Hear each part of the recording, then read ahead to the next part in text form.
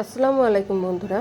তো আজকে আমি রান্না করছি ছোট বাচ্চাদের চিড়ার পায়েস।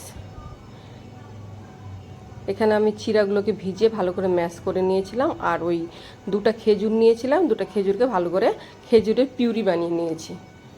এখানে আমি সামান্য ঘি দিয়ে দিচ্ছি, বাটার নেই তাই আপনারা চাইলে বাটার ব্যবহার করতে পারবেন। এবার আমি দিয়ে দিলাম চিড়া ম্যাশ করা। এটাতে হালকা ভেজে নিতে হবে।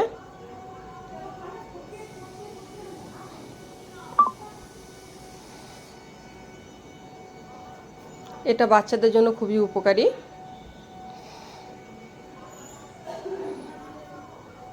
এখানে আমি 1.5 কাপের মতো জল দিয়ে দিয়েছি। এবার এটাকে ভালো করে নাড়তে হবে।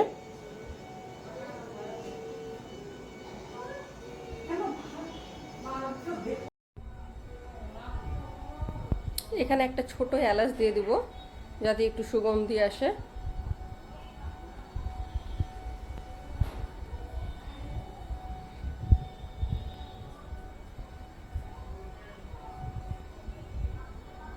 এই যে চিড়ার যে গোটা গোটাগুলো আছে সেগুলো যাতে ম্যাশ হয়ে যায়, ভালো করে নাড়তে হবে।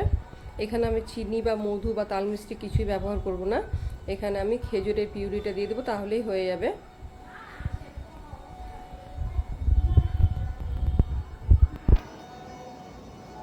খেজুর বাচ্চাদের জন্য খুবই উপকারী, পারলে দিনে 2টো বা 4টে খেজুর অবশ্যই খাওয়াবেন।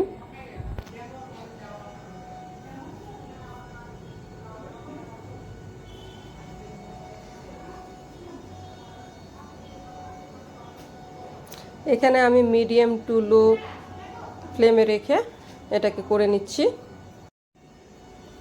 আপনারা বাচ্চাদেরকে যেমন খাওয়াবেন তেমনই ঘনত্ব রাখবেন। এখানে আমি খেজুরের পিউরিটা দিয়ে দিলাম। এবার ভালো করে একটু মিক্স করে নেব।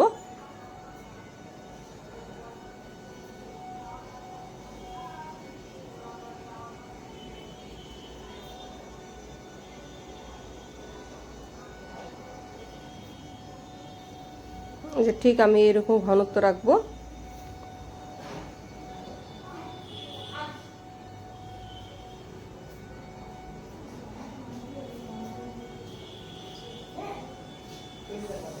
আমার হয়ে গেছে রান্না।